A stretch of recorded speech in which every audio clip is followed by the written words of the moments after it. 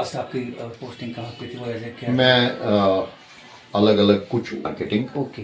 J&K, मैं director horticulture confirm हूँ। जम्मू कश्मीर के लिए आज एक बेहद गौरवशाली दिन है। सामाजिक सेवा और मानवीय मूल्यों के क्षेत्र में अद्वितीय योगदान देने वाले बृजलाल भट्ट जी को प्रतिष्ठित पद्मश्री पुरस्कार से सम्मानित किया गया है। नागदंडी संस्था के माध्यम से वर्षों से समाज के लिए समर्पित बृजलाल जी ने इस सम्मान पर अपनी खुशी जाहिर की है। उन्होंने इस सम्मान को अपने मिशन से जुड़े हर व्यक्ति को समर्पित करते हुए कहा कि आज जम्मू कश्मीर में सकारात्मक बदलाव की लहर है, जहां हिंदू और मुस्लिम दोनों समुदायों के युवा कंधे से कंधा मिलाकर शांति और प्रगति की राह चुन रहे हैं। इसके साथ ही उन्होंने एक कश्मीरी पंडित के रूप में सरकार से उनकी सुरक्षित और गरिमामय घर वापसी के लिए एक ठोस नीति बनाने की भी उम्मीद जताई है। आइए देखते हैं पद्मश्री बृजलाल भट्ट जी के साथ ये खास बातचीत। वो ज्यादा कनेक्शन था उनको ऑर्फन्स थे। आपको कैसा लग रहा है कि इतना बड़ा अवार्ड के लिए आपका नाम सर आया है, और ये आपकी जर्नी कैसी रही है? क्योंकि एक ब्यूरोक्रेट के बाद आपने ये सब कुछ किया, ये सोशल वर्क किया, तो ये थोड़ा सा हमारे साथ शेयर करें।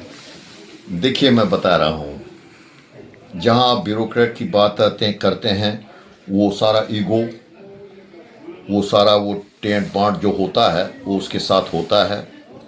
यू कैन अंडरस्टैंड, ये 100वें पायदान सीढ़ी से एकदम 0 पायदान पर आकर फिर काम करना। मैंने देखा जो मेरे स्टेज से ब्यूरोक्रेसी से या कोई और गजेटेड ऑफिसर हो, वो आके सेवा में आए, उसको बहुत परिश्रम करना पड़ता है। पहले ही उसको ईगो को ख़त्म करना है। उसको ये नहीं समझना है I will never talk to anybody कि मैं ये था, वो था, ये था। The moment I do it तो ईगो इज देयर। तो उसमें ऐसा है कि बिल्कुल यही समझना है कि जो मेरे, हो सकता है मेरे दफ्तर में कोई चपरासी हो, वो भी सेवा वही करता है, मैं भी वही सेवा करता हूँ। We are at par. अगर मेरे दिमाग में वहाँ बात आए ये मेरा चपरासी था, मैं डायरेक्टर था, ये सारी सेवा ही खत्म है। सो ब्यूरोक्रेसी से नीचे डाउन बिलो आना ये भी एक परिश्रम है, और इस परिश्रम से थैंक स्वामी जी की कृपा से मैं उस पर उतरा, और इस वक्त मुख्य सेवक के रूप में, नागदंडी के सेवक के रूप में मैं हूँ। और ये सेवा अभी जैसे CCTV लगा हुआ है, अब मेरा कोई कहीं नहीं सरप्राइज, अभी आपको भी मिला, मुझको भी मिला, लेकिन पीपल आर वॉचिंग। ये संज्ञान ले रहे हैं। आजकल की सरकार जो है इन चीज़ों का संज्ञान ले रही है कि आप क्या कर रहे हैं, मैं क्या कर रहा हूँ, हर एक को वॉच है। और आप समझ सकते हैं, जो अभी आपने क्वेश्चन पूछा एक कश्मीरी पंडित के नाते, अब who would expect that a Kashmiri Pandit will be honoured like this. लेकिन वहाँ वो चीज़ नहीं है।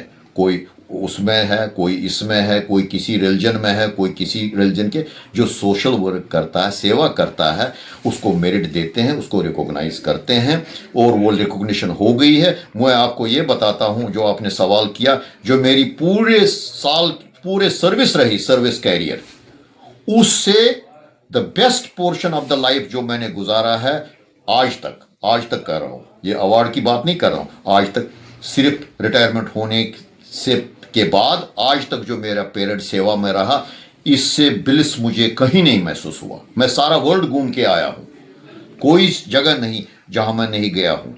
लेकिन जो सेवा भाव में नागदंडी में मैं और मेरे साथियों के साथ जब हम सेवा करते हैं, इतना आनंद आता है, हमें रियली लगता है कि हम कुछ एक्स्ट्रा कर रहे हैं। नहीं तो हर कोई जो मेरा, जैसे आपने कहा ब्यूरोक्रेट रिटायर हो गया, अब या तो घर वालों के साथ या कहीं और जाएगा, या कहीं वो राष्ट्र को भूल जाता है, वो समाज को भूल जाता है, वो अपनी फैमिली तक को, रिश्तेदारों को भूल जाता है।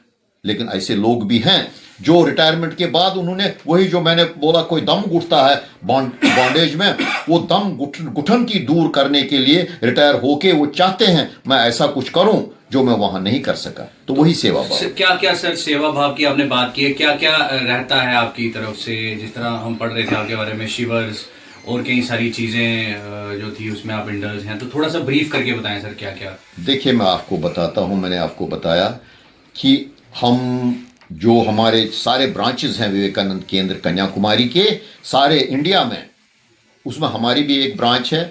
तो सब ब्रांचेस में यही जो हमारा एक्टिविटीज़ होती है, चाहे केंद्र वर्ग, स्वाध्याय वर्ग, संस्कार वर्ग, योग वर्ग एक्टिविटीज़ होती हैं। योग होता है, स्पिरिचुअल रिट्रीट जो मैंने आपको बताया, पर्सनैलिटी डेवलपमेंट कोर्सेज होते हैं, या युवा मीट्स होते हैं, अमृत परिवार मिलन्स होते हैं, ये तो चलता रहता है। लेकिन जब पलायन हुआ, देखिए this is the only organization I can tell you with authenticity, सारे हिंदुस्तान में यही एक ऑर्गेनाइजेशन है जिसने ये सोचा नहीं कश्मीर में हमने कुछ एक्स्ट्रा करना है ताकि जो निकले हुए लोग हैं कश्मीर के वो अपने जड़ों के साथ वापस जुड़े।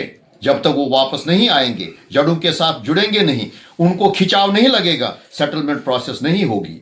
तो उन्होंने हमारे कुछ एडिशनल प्रोग्राम मेरे से कंसल्ट करके, मैं लोकल हूँ, मैं रहा हूँ, तो जो ट्रेडिशनल हम फेस्टिवल्स मनाते हैं वो वहाँ शुरू किए। उसमें खीर भवानी का पहला हुआ।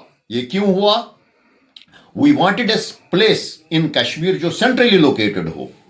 We wanted a place in Kashmir जो फेयरली मैनेजेबल हो from security point of view. उस टाइम तूफान मिलिटेंसी थी।